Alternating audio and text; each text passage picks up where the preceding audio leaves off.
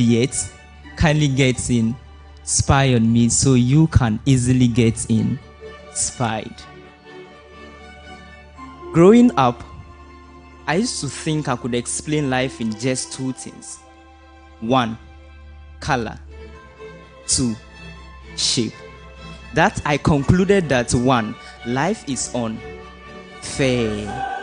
2, life is a box. So I used to think around it. I used to think outside the box. I used to think outside the box, hoping to understand it. But life was puzzling. So I dropped the box and it slipped through something spherical, a hole.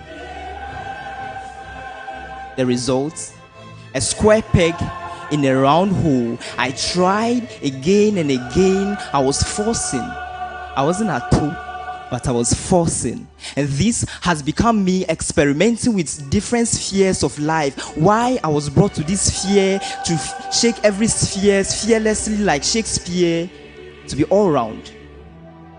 So now if you give me just 90 minutes to explain what life is, I'll tell you life is unexplainable, challenging, but lesson infused. Life is unexplainable, challenging, but lesson infused. So you can say life is a UEFA Champions League. Society has long been an experienced teacher, a coach, delivering fascinating lessons, including mistakes right from our conception. Yet we miss the concepts buried beneath these misconceptions, ideas that rode the taps of time, washing over generations, and today brainwashing us. Today I want us to look at a few of these loudest, most mistaught tactics in the game. 1, that grab opportunities once they come. So you've long been waiting for that opportunity, that golden opportunity to come just so you can grab it too. That consistency is showing up every day. So you show up every day, every single day, unprepared, unchanged, unbuilt. 3, that make hay when the sun shines, make hay when the sun shines. So you've been waiting for that sign to shine, but you've forgotten you are God's son. You are supposed to shine day in, day out. You know, life is like a UEFA Champions League. It is as long as 90 minutes. The whistle has long been blown for everyone. But what you're supposed to know is it's not over yet. It's not over yet. So it's very important, you know, that whilst it's not over, you are supposed to make do of every opportunity that comes your way, not you sitting down for opportunities to come, not looking at the VAR, but rather venturing and reaching out for opportunity. VAR, venturing and reaching out for opportunities. Life can be tight after your 16th, your 18th, but even in the tightest corner, you still must finesse, because life doesn't come easy.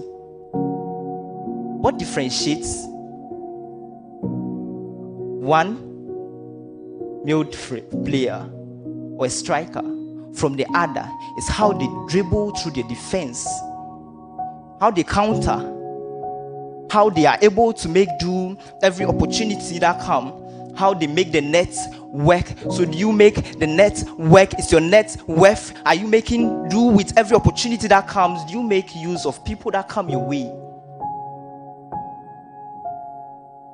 You know, life isn't that tough because it is tough, but we look at it from a different perspective, that we know we are able to tackle life because we are fit. Like, even though you are not a Nike's brand ambassador, you still must do it, because excuses don't win games. Excuses don't win games. Excuses don't win Ballon d'Ors. Life is as long as 90 minutes. The whistle has been blown for everyone, and it's your time to make use of the opportunity. It's your time to make sure you score every goal. And UEFA Champions League clubs are not just Barca, but it's just a one-letter word. That's you.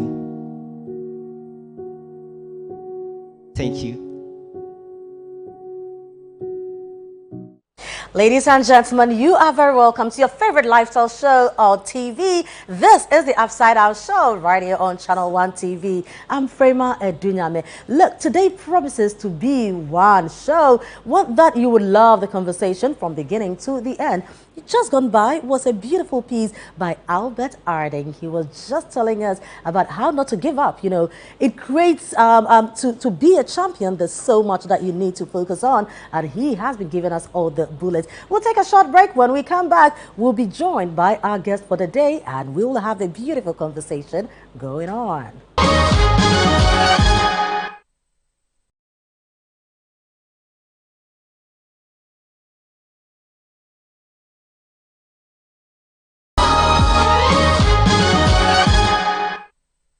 You're welcome back. This is the Upside Down Show. I'm Frema Adunyame. And as I mentioned earlier, today my guest is one that is no stranger to all of us. You know, he's been in the helm of affairs when it comes to politics and elections in this country. You know, he just came back, you know, winning one controversial election. We're going to find out from him how he did it and who he really is. Ladies and gentlemen, please help me welcome my guest, the CEO for GIFIC and also Deputy Director of Elections for the National Democratic Congress, Rashid Tanko Computer. Hey, you're welcome. Please sit. Thank you. How are you doing? I'm terrific. So busy, huh? You know. What have you been up to? In the field, being in the field, always busy trying to reset GFEC, you know. Yeah. The reset agenda is ongoing well at GFEC, Ghana Investment Fund for Electronic Communication. So I've been so busy in the field. I mean, trying to make sure that Ghanaians enjoy their benefits. Well, we're going to get into that, but it's great today we are not doing hardcore politics, you know. We really want to know the man, Sopho Tanko. Now, to start with, your name Computer. Yes. Is that the name your father gave you? Is your father Mr. Computer? No. My father is Sopho. I mean, the name of my father is Sopho. Okay, so Sopho is your surname? Yes. And then my name itself is Tanko, Tanko Rashid. Yeah. Yes, it's my name. And then the computer came about as a result of my, maybe my prowesses in education. Okay. I had a very early age in my schooling. Yes, that's where I got it from.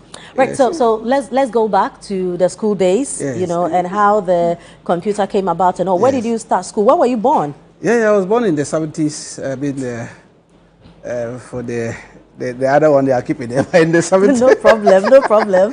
I was born in the 70s. Right. I mean, where? Yes, to the family of Mr. Sopho and then Zelia, you know, Mimbila. Okay. Mimbila, Nanumba district. Then, yes. now it's Nanumba North. Yes, I was born there. Okay. I started schooling there. Okay. What's the name of your school? Yeah, the first school was Jilo Primary. Okay. Yes, Jilo is a small community. In fact, more or less a suburb of Bimbila now. But it happens to be the first primary school opened by the then Jilona. He was an educationist, this old educationist. So you are the pioneers? Yeah, we're young people. Wow. I mean, we had people over there, but we were young. We used to go in the Jilo Primary School. Right. So that's where I started. Okay, and then from there? From there, continue. In fact, along the line, you know, we're the pioneers of these educational reforms of the PADC. And then, so I started the JSS system. Okay. We were the first group of people. Okay. They call it Rollis kids. Very young. Yes, they just children. Yeah. So we were there working, but then I had grown. I mean, and I had to.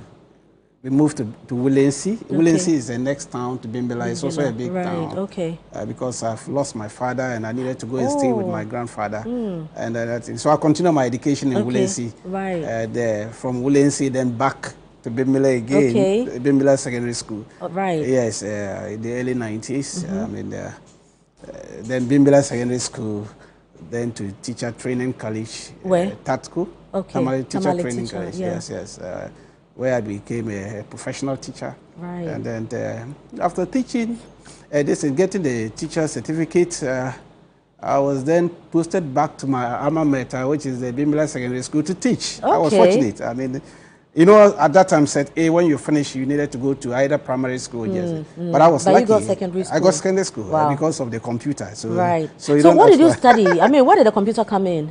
That is the question. Because of the way, you know, at that time we had this VSO, Voluntary Service Overseas, coming from UK to teach. Right. They were white.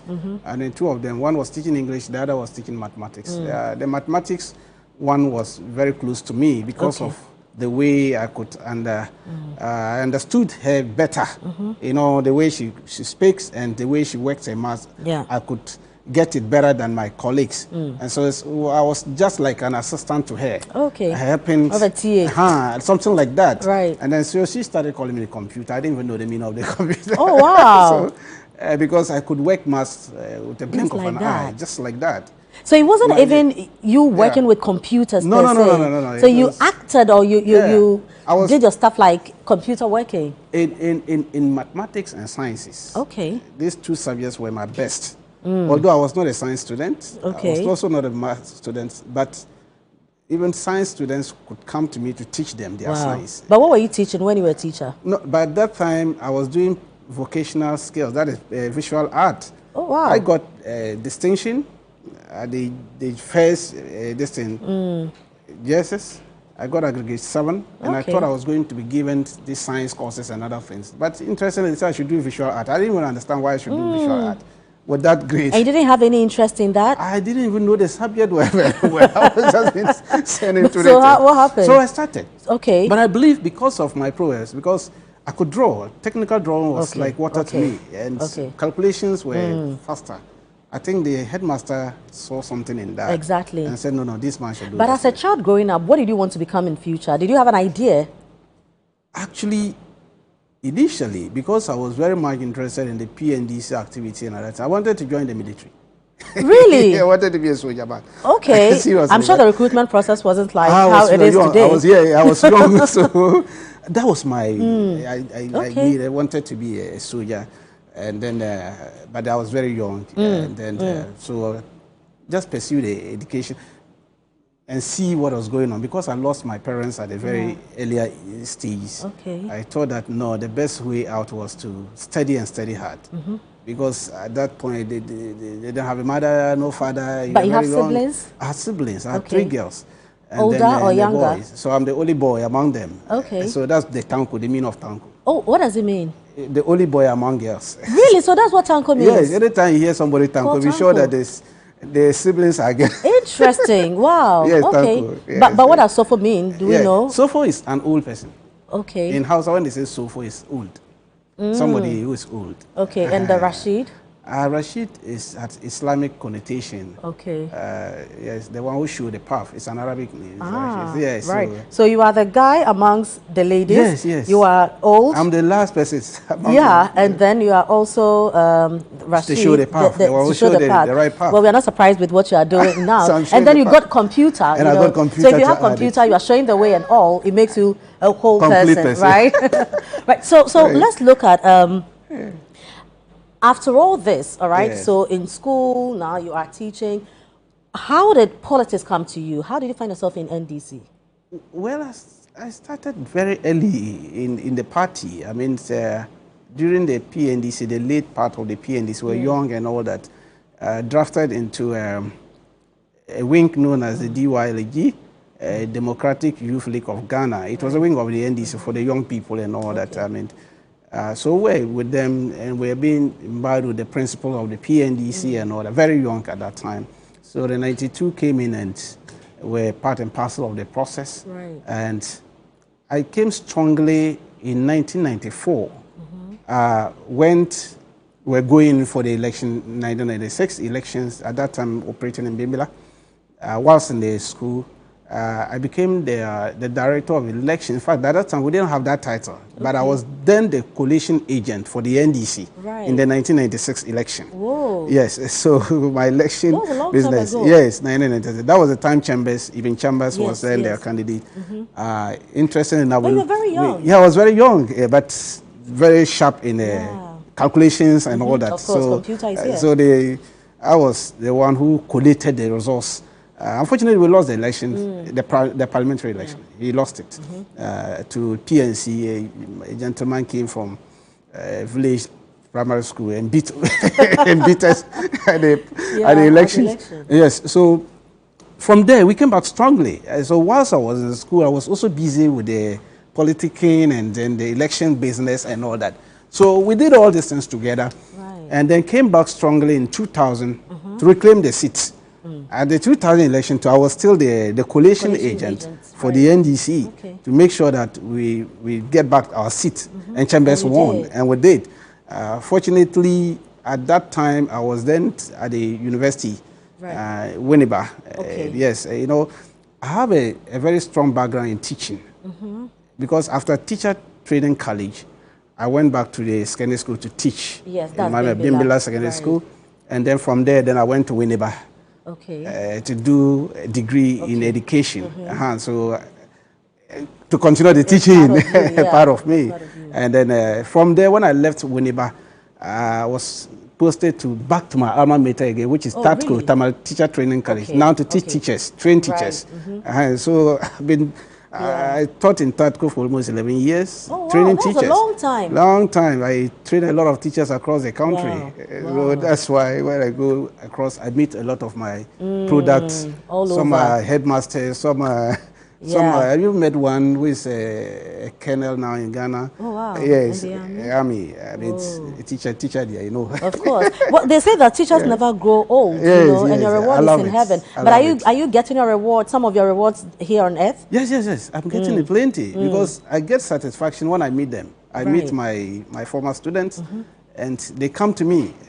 Just last week, I was in OT region. On one of our programs, this SMEs training, digital inclusion for SMEs in OT region under GFEC. So we organize the women and we train them on digital skills. One of the SME officers there, the ladies who were being brought, happened to be a teacher in one of the schools there.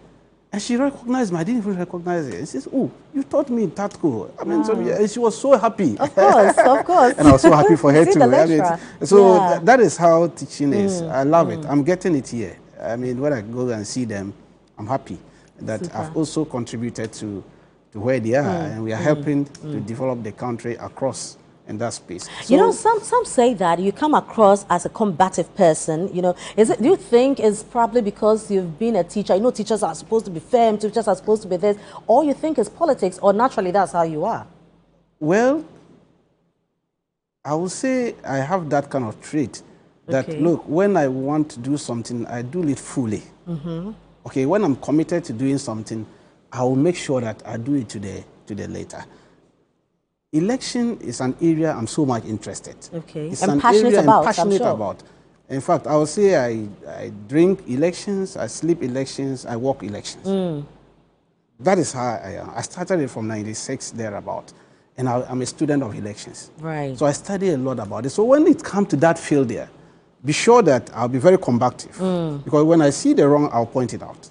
If I see that you want to do something fishy, I'll know. Because I've been in that game for a very long time. And so that's why people will think that maybe I'm very combative when it comes to that. But it's just for the betterment of our democracy. And we do this one not for ourselves, but for everybody. Because if we don't have a better organized elections and we allow any crooked person to determine for us, you and I, we are going to suffer. Of course. And so for that one there, I don't blink an eye when I'm attacking on that aspect to make sure that the right thing is done. Let the good people decide who they want, and then the verdict shows that. So let me get your thoughts on the just ended elections, the 2024 elections, your general impressions on the elections. I'm sure you were very neck deep in the whole thing. Very well. You know, with my colleagues, our boss, may he rest in perfect peace. I'm still processing it, whether we'll come to that. I mean, he led us. He led us everything. Dr. Bani Boama, he was the lead, in fact, the arrowhead of the directorate.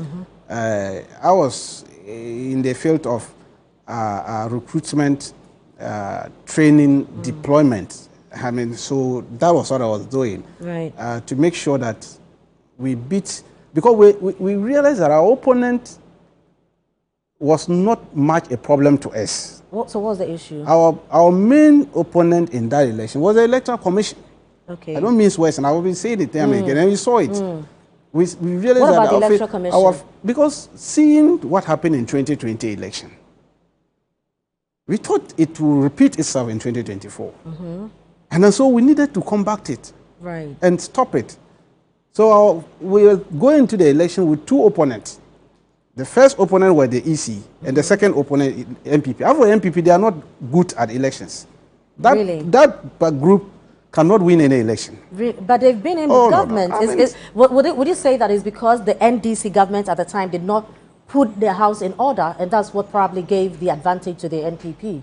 You know, that party, if you study it very well, Ghanaians by their nature, they don't like them. Really? They don't like NPP to be in government. So why do they keep bringing them back? That is the problem. That's why we need to do a research. Is something wrong with the Ghanaian people? No, not something wrong. You see, sometimes when they are tired of something, they decide to say, let's try these people. They tried them in 2000, and they saw how they messed up the country. In 2004 election, I was neck deep. You know what happened? Jake had to run to Castle to go and declare the results before Afarjanko even put the results together. And they brought them back in 2016? That was it. 2016, that's what I'm saying. That in 2016, what we're busy thinking that infrastructure, development, put development into place, make sure that Ghanaians are happy. We are building schools, e-blocks all over the place. But something we didn't do, which is make sure that we look at people's pockets too. Then they were hammering on that one. They made the people hungry. That's what caused No, that's what they were looking at. They were saying that their pockets were dry. But they were not looking at the infrastructure that His Excellency was trying to transform a Ghana infrastructure base. Okay? So they connived with some crooked EC officials whilst we were busy doing this, and they got themselves through the elections. Fine. So what did you do differently in Now, 2024? 2020, they lost the election and rigged it. They rigged the elections. And time again, I always tell them, they rigged the election to the tune of almost 500,000 plus votes. These people, we saw it. But where were your agents? You have agents at all the polling stations, all collation centers. Where were they? Frema, that is the problem. That's why That's why I'm saying that. It's not about agents. That's the game I've done all along. So give us the inside gist. You have it. Okay. So how do people rig elections? Look, I'm very interested. Let me tell you. During the election time, I brought a book, Cassie and all this thing. How to rig an election. That's the title of the book. Okay. So what did you And I was reading conspiracy in the book for you, the media, to see what they were planning to rig the election 2024. How they do it. They rig elections 4 months, sometimes 1 year to elections. Okay, how? So if you think it's the election day that they rig the election. It's decided already. It's decided. One, if you manipulate the register, you manipulate the register and do a lot of gerrymandering in the register, you have rigged the election before even the ballot is cast. Are you getting it? Yeah. And what they were trying to do during the registration time, I see we're fighting them. They were about trying to do gerrymandering and rig the election through the register. Okay, right. And we managed to prevent it. We stopped them. We prevented that kind of So rigging. you had won the elections before 7 That's December. why we're telling you that we are beating NPP over 54%. People didn't know. Because we have stopped almost all their rigging mechanism, which the hymn book they were reading, we're also reading from that book. So we knew what they were trying to do. You saw the transfers. So eventually you were happy with the EC's work? That's why I'm saying we had to stop them.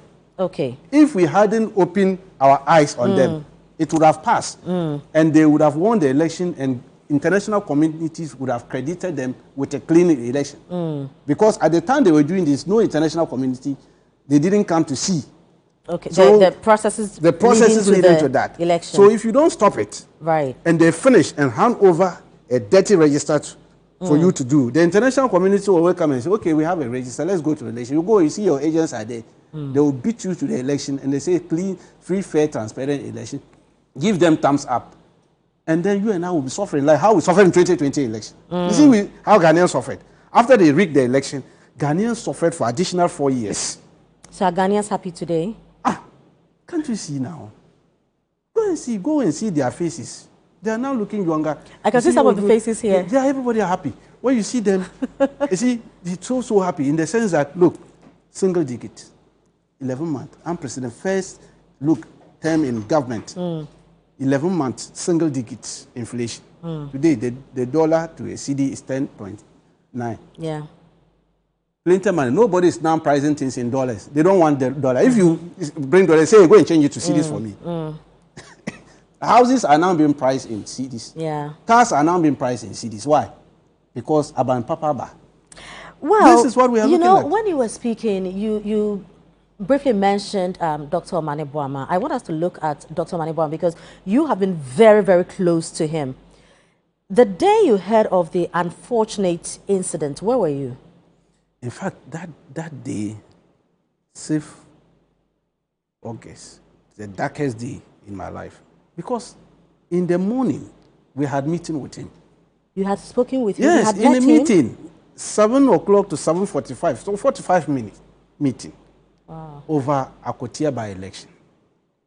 Omane Boamah was one of the best person, I would say, in terms of writing strategy. Okay. He will write the thing, take pen and paper, put strategy together, call you and say, okay, this is how it's going to do. You can do it, you can implement it, go and do it this way, do this way. So once you see us implementing, you think that it's not Omane Boamah. It's Omane Boamah whose plan we are implementing. And because he was a defense minister, you don't expect him to come forefront for the election. Exactly. But we were his deputies. We are four of ourselves. Myself, Mahdi Jibril, Dr. Atabuaten, and then Yaya Kuku.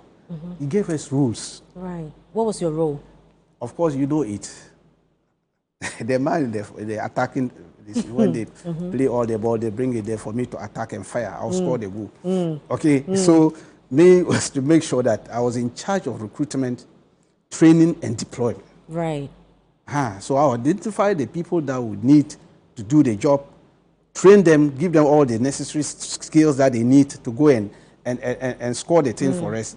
And then I'll lead the arrowhead myself in the field for it. That's how we're doing it. Right. And so let's pause here. We'll take a short break. When we come back, I want you to tell us, after the meeting, did he share the rest of his day with you? Did he tell you, okay, I'm going to do this when I come back? What was the day really like? This is the Upside Down Show. My guest in the studio is Rashid Tanko, Sofo Computers, and I'm Frema Adunyame. We'll be back and he'll be telling us much more, what happened the morning of the 6th of August. The meeting they had with the late Dr. Omane Boamah and what he told them his day was going to be like. We'll be right back.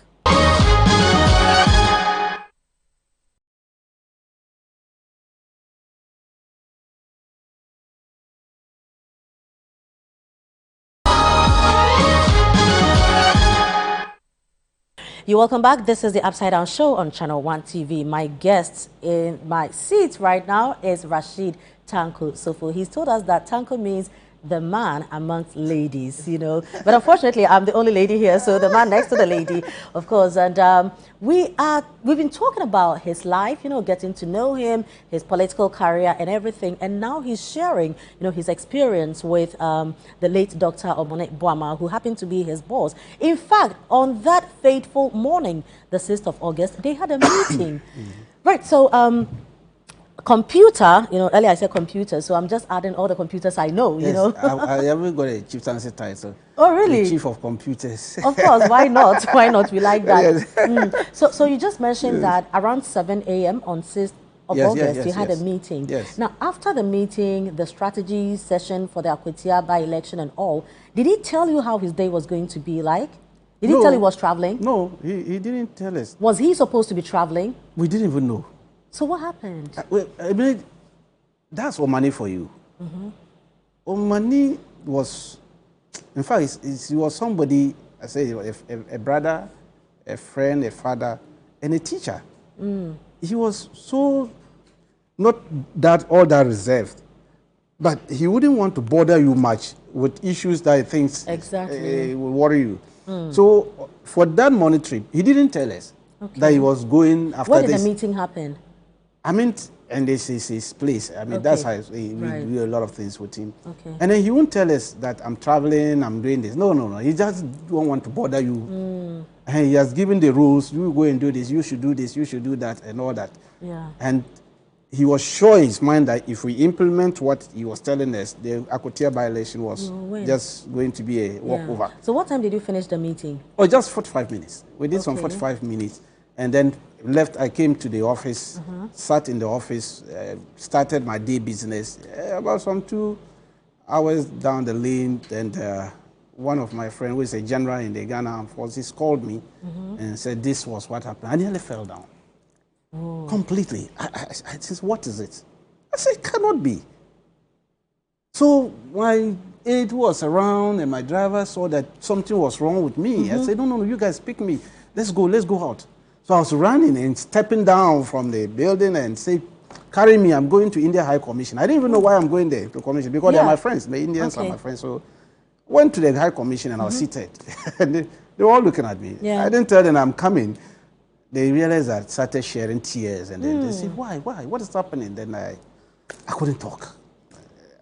Tears, I've not cried for a very long time. The last time I shed tears was around 88. Who had died? Yeah, my father, when he died around that time, I was young, I just shed small tears and that ends it. That was it? That was it. Nothing will make you cry? Nothing will make me cry. Right. Until Omani Boaba. I'm that type. I mean, why cry? At that time, what was going through your mind? I didn't understand. What is this? Is it a dream? How should we lose this person? Such a person full of life, full of ideas, strategies per excellence. What is this? So among the party, what was happening? I'm sure you also tried calling people and all that. A lot of friends. They say, you must have stopped that story. Don't bring that. It cannot be the case. They were dismissing me.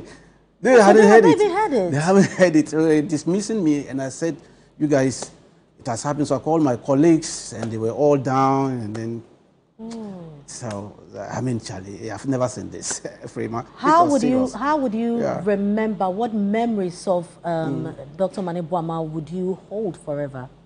Well, I mean, the day he coined the activate body cameras, it's a memory I will not forget. It's a strategy. A lot of people thought it's the normal cameras you put in there. No, but what was that? It's a winning strategy. What does it mean? We'll keep it for 2028. You have won the election already. Now you say the NPP, they are no party to be worried about. So let's know. We want to consolidate the win in 2028. We use a bit of it to win the Akotia by-election. We told them, they thought we were joking. They were all over the place making noise that is their seat, they are going to win. They beat us from 2000. And this time, how can I say you people will beat you even more than 5,000? But a lot of people in NPP in Ghana also talk about the fact that in 2028, it's not going to be President Mahama, leading. If it's not there, they don't see strong contenders in the NDC. Would this strategy still work without Mahama? You know what? The strategy we put together and won the 2024, His Excellency John Dramani Mahama is living it. He's performing to the administration of Ghanaians. Right. His records and other things will help us to win the 2028 regardless election, of regardless who we are bringing. Right. So currently what we are much interested is the implementation of the manifesto, and he's believing it. And so the most important thing for us as a party now is to implement the manifesto promises. Make sure that Ghanaians are happy with what we are doing. Whoever we are bringing is immaterial, because we are going to win. The records will show. The records will show. Right. And for 11 months in government, no single scandal. Unprecedented. Since 92, it has never happened. Frema, the government in power for 11 months, no even a single scandal. But it's early days yet. People came 2 months, they were stealing yafu left and right. Even to sit by the president, you need to pay $200,000. Calm down. Oh, that's a fact. Frema, said even a committee was set for it. Right. I said, we don't have that. That tells you that this government is out. Look, today, go and see the market prices of goods and other things. At the pumps, people are filling their tanks all over the place. Because it's like we are in a mini heaven. Really? Of course, that's a fact. Can't you see it? No, do you talk to all Ghanaians across the various divides, or don't talk to NPP NDC people. If you talk to NPP people, they are bitter because they lost. 38% is not good for them. Not because they also shop from the local market. Not that. Are they filling their tanks? I met one of them today and I was telling you fill your tank to come and talk plenty. At your time, could you have filled your tank? Really? You see, that's why we are doing it. It's better Ghana reset agenda for everybody. It's not for NDC group. But you see, it's not easy to lose an election of that magnitude. So let's give them that amnesty to continue to talk. But I thought they would have also do resetting of their party instead of thinking of the next election. After the next election, they should forget of it. It's not going to happen. There is no way they can come near it. This 87 they are having, they are likely to go down to about 60. About what? 60. Right. So, so there've been the discussion, people say President Mahama will go for a third term. Others say, no, President Mahama will not do that. Internally, is this something you are thinking about to present President Mahama again in 2028? Would he do that? I think the president spoke, and you all heard him. But sometimes things change, So then let's wait for the things to see. For now. So for now, no. There's no new thing that I will have to discuss. Because the man spoke. And now, unless another new thing comes, the exigency of the time will determine. But for now, he spoke. Is that not it? Yes, he did. So we don't need to go back to something. But if I should take you back, home, to Bimbela, you keep going, you keep coming back, you do all. Yes. Are you thinking of contesting that seat? See, for now, my interest is to perfect my election management. Okay. I'm so much interested in perfecting that aspect. I'm still a student in election. I'm still studying it, trying to help my party, the NDC, so that to have a very strong, robust election machinery that can stand the test of time. Are you thinking of stepping into the shoes of your former boss? I'm already a deputy director. I'm the deputy director. So are you looking at being the substantive? That is why I'm saying that it's at the behest of the party and the presidency to determine who leads the directorate. But for now, I'm doing my job as a deputy director. And we are holding the fort for him. And you're doing amazing at that. We are holding the fort for him. Yeah. I mean, we're just trying to make sure that he's, although it's not easy to wear his shoe, but we'll try. Of course, we learn so much. We learn under him, and then to try to make sure that we have a very strong winning machinery, the party, election directorate, work assiduously to support the party. The party leadership, we have a fantastic party leadership, led by the national chairman, venerable general secretary, then, and now the national chairman. The longest general secretary, Sidun Ketia, Honorable Siddiq, and now the chairman. And then Honorable Fifi Kuti leading the charge. And then we have the president who is the leader of the party doing fantastic. And then we can't have the best of united party other than now. The party is so united and in support of the president. Everything is working in terms of leadership of the party to support the president to deliver. And that is why he's delivering. Right. And then so that is my focus for now. For now, yes. But I can tell you, but 2028, NPP cannot win Bimbela City. But with everything that you have studied, and everything you are doing as Deputy Director of Elections, you need to demonstrate something. You went to Akwetia, you won the seat, you've done other areas and all that. Are you going to contest the Bimbela seat? Because I've heard from the, grapevine suggestions that you should go for it. Would you consider? What I'm saying is that for 2028, MPP will lose Bimbela seat. To who? To NDC. Who are you looking at fielding for as now, a candidate? It's not here. It's neither here nor there. We have not, the instrument of writ of election has not been given to me as a Deputy Director of Elections. To conduct any primaries anywhere. But personally, would you consider? I haven't thought of it for now. Okay. For now, it hasn't crossed my mind. Okay. For now, but what I'm plotting is that all the seats that the NPP is occupying, my eye is on them. Right. I'm seriously plotting and strategizing to make sure that we reduce their number because they are disturbing a lot in Parliament. Are with they? the 87. Are they? No, they are. What are they doing? Because you have the numbers to turn things around, to do anything. How are they disturbing? Our numbers is not to be used to intimidate Ghanaians. That is not it. Right. We won't behave like them. Otherwise, if we were to behave like the NPP, we would have used our numbers to intimidate everybody. But we won't do that. The president is somebody who is the father of the state. He has been an MP before, long-serving MP. And the speaker too is a long-serving speaker. So they understood parliamentary democracy. Right.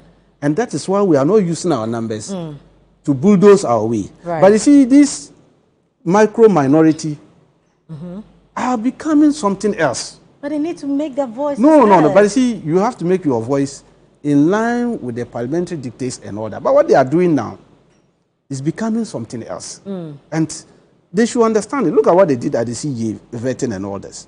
It's not good. It's not the best. So we are going to look at them. Those people, their seats, will come after them. 2028, those seats will come. I told one of them this morning, I'm looking for your seat. I need it. And we'll definitely you make the person an agenda. Yes. No, we are going to come for it. To make sure that we can have a smooth parliamentary process. Right. I'm saying that we are not interested in one-party system in Ghana. No. The NDC, far from that. But the behavior of MPP is trying to make NDC like a one-party system. Their behavior is making NDC like a one-party state. You see that everybody is running to NDC now. From the academia. Really? They are running to NDC. I see. They are saying that this is the party for the people. What we promised, we are doing it. We are delivering. And we are down to earth. The president is down to earth. He doesn't move with a seat in a V8. Full V8 carrying one person's seat all over the place. He doesn't do that. He goes there, even the small chairs people are sitting, he also sits there. He shakes everybody. He doesn't ask people, get up and greet me. He's not that type of president. Well, you know. And so we have a president who is the embodiment of our culture and tradition in Ghana. So what do you want again? Right. So I'm sure the Ghanaian people have decided, and that is why he's where he is today. Fantastic. We can only wish him well and hope that whatever you promised, yes, we wish him long you life. deliver, of course. Now let's also look at your issue with GTech. You know, you had a back and forth with GTech over doctor. No, yes, no. What exactly was the issue? Was it some kind of misunderstanding? Was it miscommunication? Were you not a doctor and you said you were a doctor? Were you a doctor? And they said, what exactly was the whole cabal about? I think it was somebody else. I didn't have that banter with them. Really? I didn't at all. Okay, so when they came to say that... It was a very amicable issue between the two. Right. Once they wrote to me, and then we had a very beautiful discussion with the leadership of GTech. And it came out. It was a very friendly environment. So what was very the friendly. issue? The issue was about accreditation. Right. Their issue is about, yes, you did a course. We look at your transcript, your certificate. You did a course, but the institution is not accredited. Okay, so this is your PhD? Yes, right. That's the PhD. And the institution, the Kingsno University. Kingsno. Yes, so if you look at even the universities they've listed, they put it there Kingsno as one of the universities they think they are not accredited. Okay. And so we but said, is that fine. fair? And I said, no, I mean, let's grant them that thing. It's a state agency which is mandated to do their work, so they are doing their work. Okay. Nobody should hold them. I don't hold them grudges for what it's an agency. So what we did is that we said, okay, fine. Accreditation is at the time we did it, online programs and all that. 2012 to 2016, we didn't have this social media at that time and all these kind of things, and then even trying to verify an institution being accredited or not. Accreditation is not even outside. Even internally, we have problem with accreditation. True. Some courses, people have gone to do it in some university, known universities, and they come out and say it's not accredited. You can't roll it back. Right. But, so we read that agreement. They say, your issue is about accreditation. So it has nothing to do with you, it has nothing per se. The institution. Good. Right. So that is a problem. Okay. But I say, look, you see, computer has a lot of things in his head. Yeah. This is not an issue. I'm not going to believe it. Let's forget it. Let's just put it aside. Right. In any case, if I want another degree, how many minutes will it take me? Exactly. As I speak now, I'm doing another PED. Okay. Yes. In what? Now Ghana one, not outside one. We don't want any issues. So which institution? Accra Metropolitan University. Okay. Right. Yes, So what they were chartered by the GTech had all this given green light for them to do that. Wow. So I'm doing this leadership and sustainable governance. Right. Yes. Okay. And my thesis is about transparency and accountability in public sector decision making. And I'm making a case study of electoral commission, so you shouldn't be worried. Why am I not surprised? I want to look at their decisions. Right. I mean, just to research to find out some of their decisions, how it helps in our democracy and all Right. that, and then sustainable governance in this country. I mean, so it's an area I'm looking at. We started far, gone far. Oh, great. I'm also doing law. At least I can support you. I'm Of a law course, student. I will need that. Yeah, I'm a law student, so that Okay. when I finish, you can always hire me. I can defend you. So consider me your first client. And so it wasn't an issue. It just Right. was accreditation. Okay. But I honorably told them that, look, please, Okay. I'm gonna drop it. Forget it. How many minutes will it take me to get this thing? Right. At my heydays, I have the skills of multitasking. I can do two different things at the same time. Okay. When I was teaching in Tamale Teacher Training College, I was the only lecturer who was teaching two courses Okay. at the same time. Oh, how? Yes. I was teaching pre-vocational skills and ICT, Interesting. running it together. Wow. And my students, none of them fail, 100%. Wow. Time I No, was you are the there. computer. No, it's God gifts. Yes, Sometimes we yes. do have that. At my heydays, at that time, I could do a lot of things. My students will tell you, so it's not an issue at all. So let me know when your So nobody doctorate. should begrudge GTech. Okay, then we have to stop because we're going to fight on your Don't behalf. fight So them. if you say we They- should stop it, then no, we will allow stop that. it. It's- Okay. it's So a state just agency. let us know when your doctorate has been conferred on you. You know, let's all come and be witnesses Hopefully that soon. this one we were there some. It's You ongoing. understand? Of course, super. This one is Ghana one, not outside one. So we'll all come there so that when GTech can show that this one we were there, we saw it, of course. But It is what well. are your plans for the future in terms of politics, your political career? Well, my political career, as I stated, is to make sure that we have a very formidable NDC, election directorate. That, democracy has come to stay in Ghana. Nothing can change that. And we'll continue to do elections to maintain or change government. So you need a very strong, formidable election-winning party to win election for your party to form government. That is my focus, and my future direction is to perfect that side. And so that to make sure that my government, NDC, can be in power for a very long time to come. You're Because- retiring NPP. I mean, not retiring them. That's why I say we don't want one party Okay. state in But you're Ghana. not ready for them anytime But soon. no, Ghanaians don't want them. It's Ghanaians who don't want them. Their behavior. Because you can't use $58 million to go and dig a hole for God. People are suffering and you say you want to dig hole $58 million. Well, so that's So there's a that's a problem. topic for another We'll deal with conversation for another We'll day. deal with that one you know. for another day. But if one day Tanko Sofo Computer is not here with us, what would you want to be remembered for? An NDC person who is passionate about his election management. And that we will always remember you for. Thank you very much, a pleasure. Computer. It's a So pleasure. we've been talking to Rashid Sofo Tanko. You are doing amazing, and I'm sure your party is so proud of you.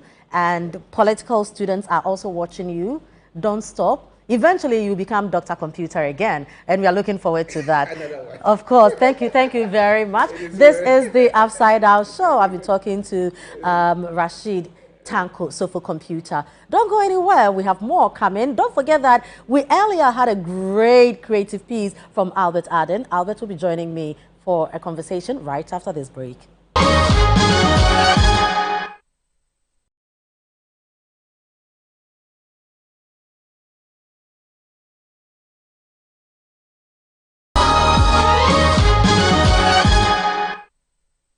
You're welcome back. This is the Upside Down Show right here on ChannelOne TV. I'm Frema Adunyame. Just gone by was an insightful conversation with Rashid Tanko Sofo Computer. And now it's time to have a great one with Albert Aden. I'm sure that from the beginning you heard, that creative piece that Albert delivered. You're welcome, Albert. How are you doing? Thanks so much. You're looking suave. Thanks so much. So your poem, right? Yeah. You spoke about champions. Yeah. What about champions?